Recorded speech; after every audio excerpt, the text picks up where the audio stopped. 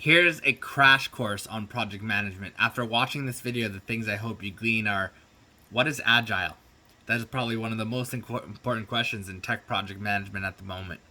So let's talk a little bit about what an Agile cycle looks like. We're going to talk about Waterfall, we're going to talk about Agile, and then we're going to talk a little bit about Scrum in the loose definition. If you want a textbook definition of Scrum, I'm not the person to give you that. But I've worked in these frameworks, I've worked in these methodologies. So, first off, what is Waterfall? Waterfall was a method for software development which was previously used, which entails a lot of upfront gathering of requirements, working on diagrams, etc., getting all the ducks in a row, then a cycle of build, build, build, build, build. And this cycle could last a month, 2 months, 6 months, a year, depending on what you were building. And then at the very end of this cycle, you release everything. So think of this like you're building a dollhouse for a client and you only give it to them at the end. That's kind of what the waterfall approach is. Now, when we talk about that approach, there's a lot of upfront work. There's a lot of thinking, a lot of legwork, a lot of preparation. And then there's execution phase, and then there's the release. And that's it. You're done. Project's complete. There's a lot of risk in the waterfall method. The waterfall method leads to risk because requirements change over time. Think about society. Think about the changes that are happening. If that software is set in stone and done, and a change comes along, the waterfall method can be really rigid. So, in comes Agile. Agile is a method to be more flexible, to be more, one would say, agile in development. Agile generally focuses on these smaller cycles, smaller units of work. Now, in some organizations, their cycle could be a week. Their cycle could be 2 weeks. Their cycle could be 3 weeks, or their cycle could be 4 weeks. It's recommended to stay, have your cycle be less than 30 calendar days. Now, Agile work is generally divided into sprints. So a sprint is exactly what it sounds like. You go, you run that little sprint, and then you're done. You rest for a bit, and then you run another sprint, and then you're done, and you rest for a bit. That's the Agile methodology. Plan a bit, review your backlog, plan a bit, set up a sprint with a sprint goal, execute your sprint, and then repeat the process. And some of these things can happen in parallel. You have project managers, engineering managers who are in planning phases. You have senior developers who are also in planning phases during sprint execution. But a lot of times there's this notion of, okay, we're in planning mode, set up the sprint, do some planning meetings, and then, okay, now we're in sprint mode, so let's go. 2 weeks of work. The benefits of this are that your client does not have to wait 6 months to get their software. Imagine a site where you needed to track lesson plans, okay? And it had all these things like attachments, and you need attachments, and you need task lists, and you need completion percentages, and you need the ability to offer quizzes through the software. In a waterfall method, all of that would be built out and then released. In our more connected world, the Agile method allows companies to offer this as a service where they can build that small component. So maybe the first component is just creating lesson plans, and we release that. Then after that, we iterate. So maybe one sprint is, let's get the website set up. Just the shell. And that's the sprint goal. So for 2 weeks, people work on getting the shell up. Then the next sprint could be, our goal is to start creating lesson plans with name and description. Then the next sprint could be, we're going to add the ability to have tasks and task assignments in a lesson plan. This is the iterative approach, the Agile approach. You iterate, you build, release, and then you iterate. So that's the notion of dividing work into these sprints. When it comes to Scrum, Scrum uses Agile, but in the loose definition, it's a framework. It's a set of things you should do during your sprints, before, during, and after your sprints in order to facilitate the Agile method. So, usually there's a backlog review, checking out all the tickets and all the items that people have requested.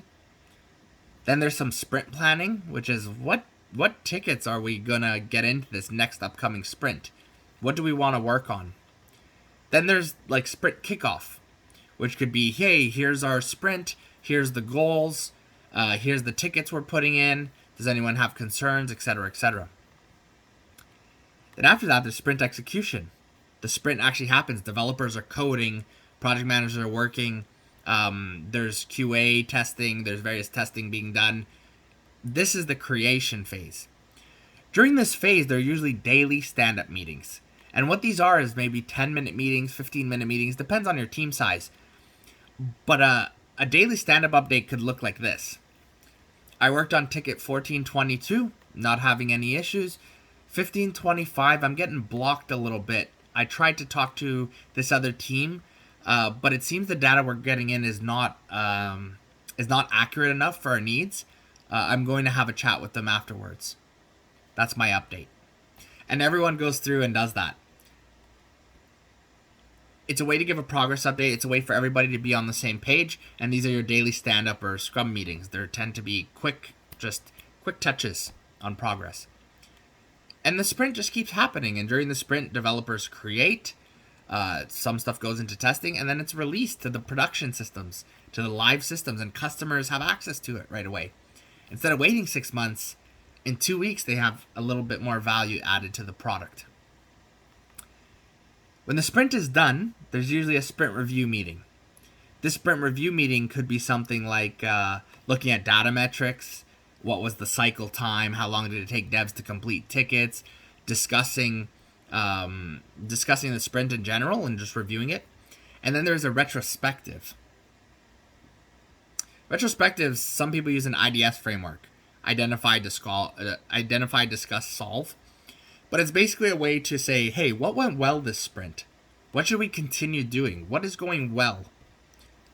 And then, what didn't go so well this sprint? And how can we improve it? So when we talk about Scrum, it's this framework for facilitating Agile. Think of a sprint, if you're a teacher, think of a sprint like a particular lesson. Well, this week we're doing a module on mammals. And that's your sprint for the week. And the goal is to educate about mammals. Now, in another few weeks, you might do a sprint on reptiles. And for those 2 weeks, you're teaching about reptiles. And the goal there is to educate on reptiles. So that's kind of, in the tech world, that's what a sprint looks like. So once you understand Agile and you understand kind of the Scrum framework or parts of it, then we talk about what tools are used to facilitate. And I can give you a list of tools, but sometimes we're overloaded with information. So here's my suggestion. Learn Jira. The company you're working at may not use Jira. The company you're applying to may not use Jira. But when you're learning Jira, do not focus on learning Jira. Focus on understanding the process. Focus on understanding the tools. Focus on understanding how this tool facilitates Agile and Scrum. At the end of the day, Jira, Trello, Asana, Kanban, etc., they all do the same thing. They're all leveraged to assist in project management. If you learn Jira, you can jump right into Asana. Yes, things will be different, links will be different places, but once you learn that one tool, the knowledge is transferable to others. Trello, Monday, Basecamp, etc. And there's this talk of Kanban. And I feel like telling someone to learn Kanban is like telling a carpenter to learn hammer. Kanban is just a tool. It's a visualization tool. It's a glorified to-do list. Usually there's various columns, and the columns can be whatever they want. It's really arbitrary. Your columns could be high priority, medium priority, low priority, and there's various tickets in each, and devs will just pluck from them and work on the next high prio item. And when all the high prio items are done, they might go to medium prio.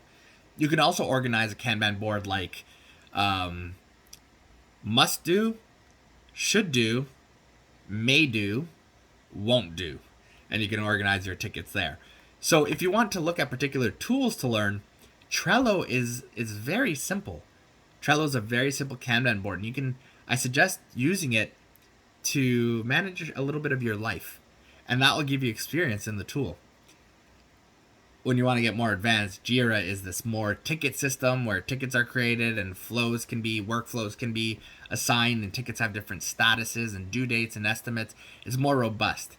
But if you start from Trello and then you go and move to Jira, or the other way around, you'll have a better understanding of project management tools in general. And this is transferable. So anyways, I hope this video gives you some direction.